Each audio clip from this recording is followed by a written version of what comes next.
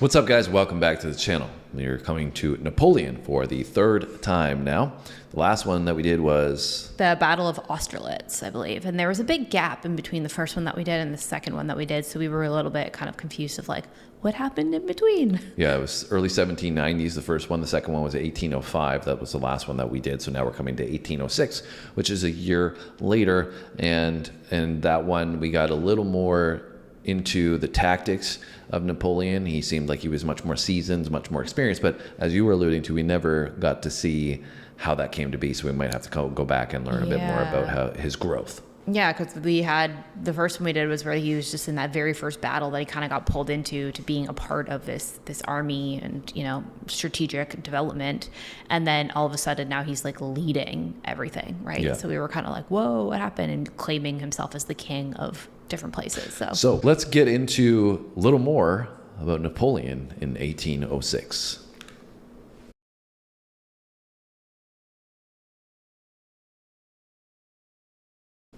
March collaboration, supported by our sponsor, The Great Courses Plus. Make sure you go give a like to Epic History. In December 1805, at the Battle of Austerlitz, Napoleon Bonaparte, Emperor of the French, won a crushing victory against the joint forces of Austria and Russia. Napoleon now dominated Europe, able to hand out spoils as he saw fit. In February 1806, he sent an army led by Marshal Massena to overthrow the King of Naples, who had dared to side with his enemies, and gave his throne to his own brother Joseph instead. Another brother, Louis, was made King of Holland. His German allies, Bavaria and Württemberg, were elevated to the status of kingdoms. That's while Napoleon... Kind of wild that his brothers ended up being in, what would they say, Holland? Italy, so Naples and Holland. Yeah, they just happen to be...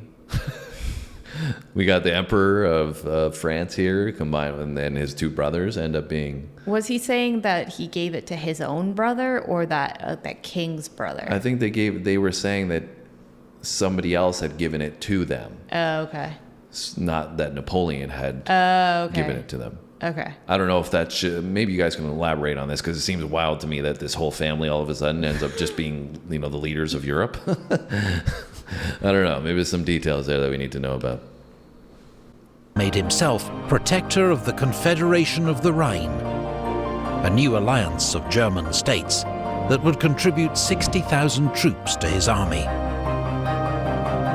In recognition of the new reality, Emperor Francis of Austria formally dissolved the Holy Roman Empire, founded by Charlemagne 1,000 years before, but now without influence or purpose.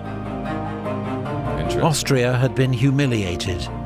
France remained at war with Britain, Sweden and Russia. But in the summer of 1806, all eyes were on Prussia. Start another war. Napoleon is a monster who has emerged from the mire. Queen Louise of Prussia. The Prussian king, Frederick William III, regarded Napoleon with deep mistrust and had been about to join the coalition against him when news arrived of its disastrous defeat at Austerlitz. He was heavily influenced by his wife, the celebrated and popular Queen Louise, who detested France and Napoleon. She led the influential War Party at the Prussian court. Matters came to a head over Hanover, a German state which had belonged to British King George III, been occupied by the French, and given by Napoleon to Prussia as compensation for other territorial changes. Now the Prussians learned that Napoleon had secretly offered to give Hanover back to Britain in exchange for peace. Frederick's advisors now persuaded him that war was the only honourable course. But Prussia then made a basic strategic blunder, sending an ultimatum to Napoleon without consulting its new allies in the Fourth Coalition. Their forces were too far away to help Prussia, who would now face Napoleon's Grande Armée with just the small state of Saxony for support.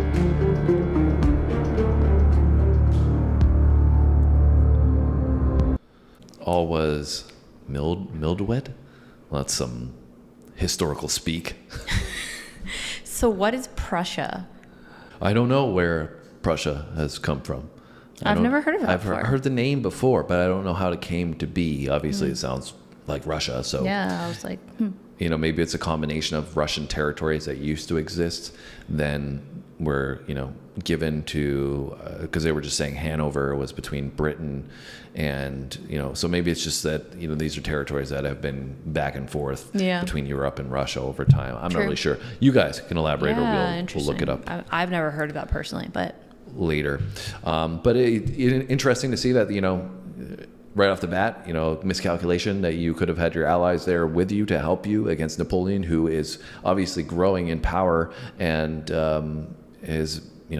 has recognition in the area as a whole now. So you would think you would have thought that one through. I want to, secure the victory for sure against this guy. Yeah. But I guess at the same time, like if you start to send out messages to say, I'm going to contact Russia and, I'm going to contact Austria and, all these places to help me, then he's probably going to catch wind of that anyways. yeah, I'm sure he has little spies everywhere.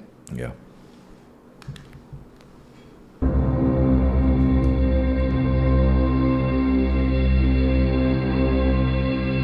In 1806, the Prussian army had a fearsome reputation that dated back 50 years to the reign of Frederick the Great. Napoleon, a student of history, regarded it with respect. But Prussia's army had been allowed to rest on its laurels. Its generals were old, its staff work hindered by bureaucracy and personal rivalries, its movements ponderous and predictable. Prussian soldiers, however, could be relied on to fight with pride and determination, while Prussian cavalry was regarded as amongst the best in Europe. In October 1806, Napoleon invaded Saxony with an army of 166,000 men and 256 guns.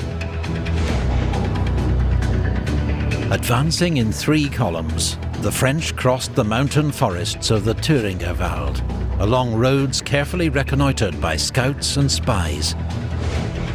Napoleon intended to threaten Leipzig and force a decisive battle with the Prussian army, which he believed was near Gera. The Prussians were, in fact, further west, concentrating near Erfurt, on the west bank of the river Saale. Its commander, the Duke of Brunswick, had hoped to threaten the flank of Napoleon's advance.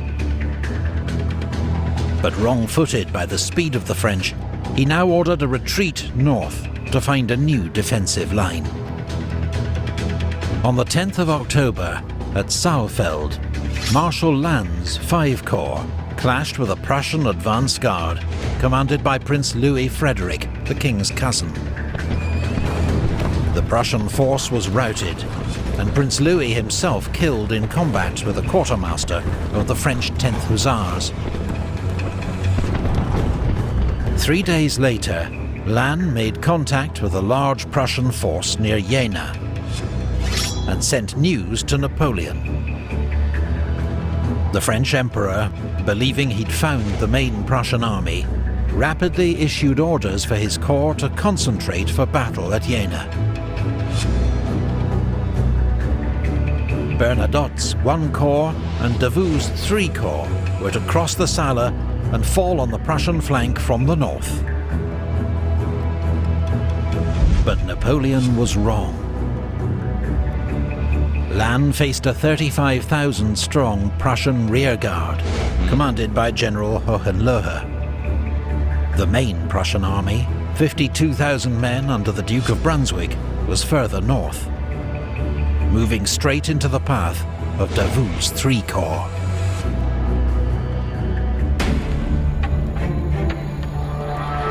So much going on all at one time, so much movement. Like you were saying in the last video, all the details that they have, they're showing each individual leader in each section and squadron. So I don't know how they got all these details, but it's pretty wild that we're like seeing the bird's eye view, and then we're diving even deeper into it to see the tactics as they played out.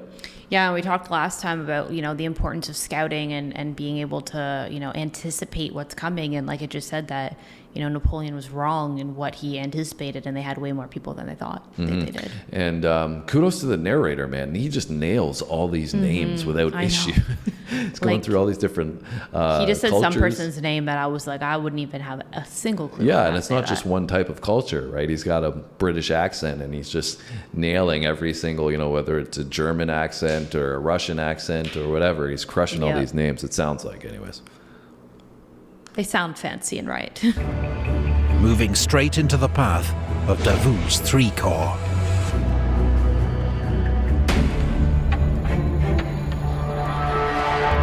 Warfare, there is but one favorable moment. The great art is to seize it.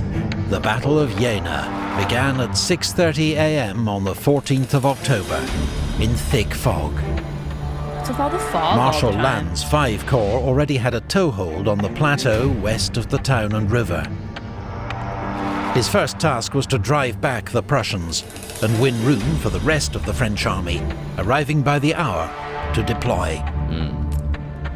His infantry led the way, and fierce fighting broke out for the villages of Cospeda, Closewitz and Lützeroda.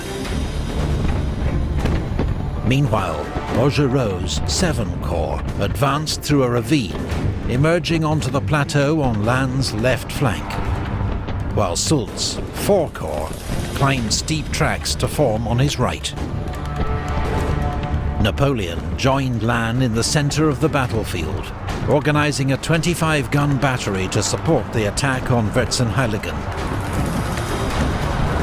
The village was won, but then lost to a determined Prussian counterattack.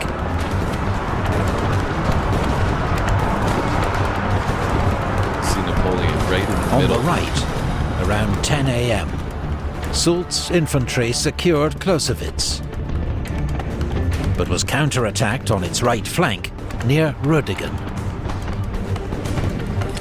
A decisive charge by Soult's light cavalry drove off the Prussians, routing their infantry and capturing 2 enemy colours.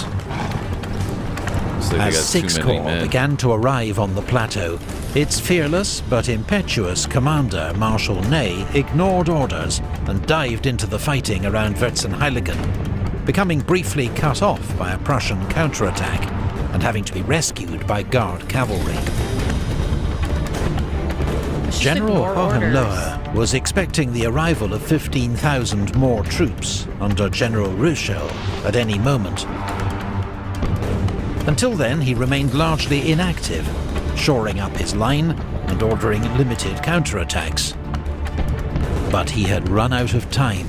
Too slow, man. Napoleon had begun the day with just 25,000 men. By 12:30, a steady stream of reinforcements had brought his strength up to 96,000. That's crazy. As the Emperor rode past the Imperial Guard, one young soldier, eager to be sent into action, called out, "Forward!"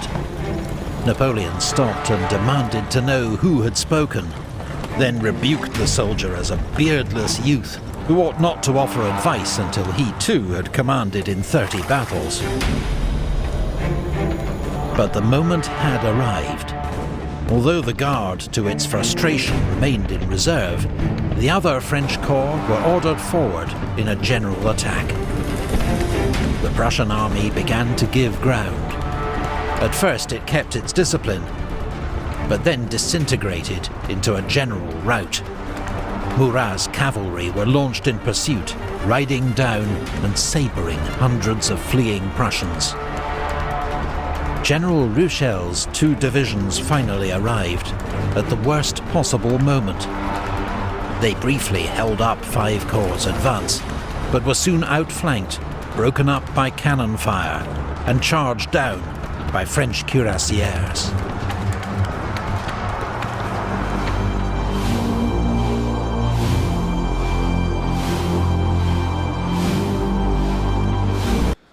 So that's what I was thinking when we were watching it play out. I was like, they don't look like they have enough men to weather the storm here. And then we saw that the French troops just kept adding and adding more personnel. And, that so far seems to be the big difference. It wasn't as, tactical as the last one that we did so More far in this outnumbered. one, seems like the numbers are playing a big role.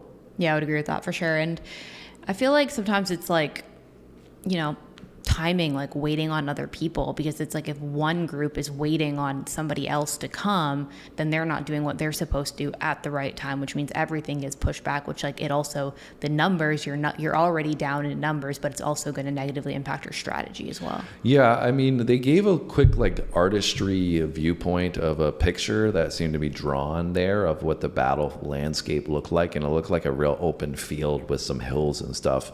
And so I'm interested if that meant you could literally see, you know, because there was one point there where they were starting to come around the flank of the French troops, and all of a sudden, you know, there was reinforcements that came to ward off them flanking the troops there. So I don't know if like they would have been able to literally see that and be like, okay, like we got to go and support them over there while they're hanging back for the time being and letting things play out. Like be able to visually see what's taking place. Right. So that would allude to some of the timing that you're talking about. It wasn't so much so it was luck, other than, you know, the troops not arriving in time for Prussia. That was obviously because they were on their way there and they were delayed. But, you know, in the battle itself, I wonder if the visuals did represent some key indicators for the strategic components. I also found it interesting because they said in this day is another foggy day, and like the last one that we did, it was like the fog played a big role in that too. Yeah. But I guess, you know, that's Europe, right? Yeah. You get fog.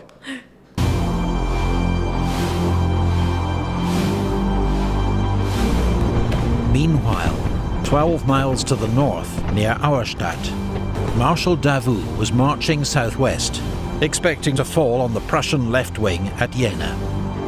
Instead, he encountered the Duke of Brunswick's main Prussian army, heading north to take up new positions. Davout's 3 corps, 27,000 men and 48 guns, was about to face odds of 2 to 1. While Bernadotte's 1 corps, which had orders to support Davout, was nowhere to be seen. Davout, nicknamed the Iron Marshal, showed no signs of alarm. He formed his 1st Division into a defensive line centered on the village of Hassenhausen, his infantry forming squares to repel a series of cavalry charges by General Blücher's advance guard. His other 2 infantry divisions arrived to strengthen the line, standing firm in the face of repeated Prussian attacks.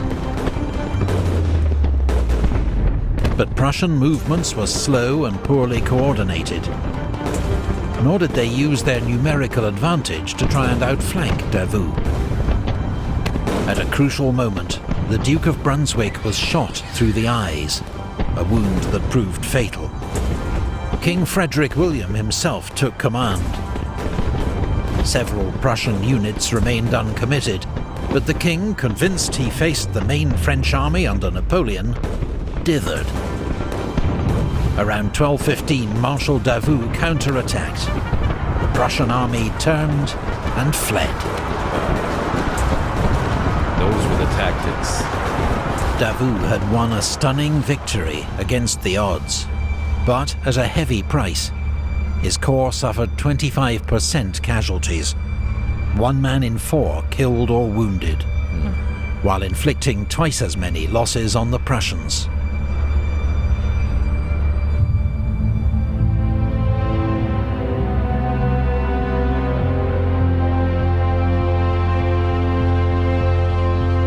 When news reached Napoleon that Marshal Davout had engaged and defeated the main Prussian army, Crazy. he reacted first with disbelief, then heaped praise upon the Iron Marshal, later awarding him the title Duke of Auerstedt. Marshal Bernadotte, in contrast, was nearly court-martialed for failing to support Davout.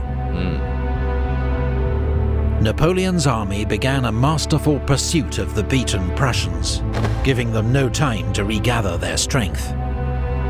2 weeks after the twin battles of Jena-Auerstedt, Napoleon's troops, led by Davout's heroic 3 Corps, entered Berlin. The next day, General Hohenlohe surrendered at Prenzlau. At Lübeck, General Blücher and 20,000 Prussians were driven out of the city in heavy fighting and forced to surrender. While 25,000 Prussians besieged at Magdeburg surrendered to Marshal Ney. Prussia's army had been devastated by a Napoleonic blitzkrieg. In just 33 days, Prussia had lost 20,000 dead, Wow. 140,000 prisoners, That's great. 800 guns, and 250 standards. It was a humiliation that proud Prussians like General Blücher would neither forget nor forgive. Wow. Well, I mean, forgive. I mean, what forgiveness do we really need to have in there? Because they kind of brought it on themselves, right? They Yeah. started the beef, and then they got decimated. They got obliterated in 30 days because clearly they were up against a better army with better tacticians, right? Like, Yeah. that was evident. Like, I was surprised. I thought we were going to, some of these wars, they extend out a lot longer, but they just completely obliterated them. Well, I feel like they were kind of foreshadowing in the beginning, though, saying that like these soldiers were super proud, but they were like old and not in their tip-top shape, and they had. They never said the soldiers were there. They said the soldiers were great, but their bureaucrats and their generals maybe were lacking in the way they went about doing it. I'm pretty sure that they said. True. I thought it said that they were proud and hardworking, but they were just kind of resting on their laurels, and they hadn't really done anything for a while to like keep them in tip-top shape. But Yeah, I think they were saying that the soldiers themselves, they were still elite level and deemed that way in Europe, but it was that they lacked a lot of leadership. That's True. what I thought, which That would makes sense. still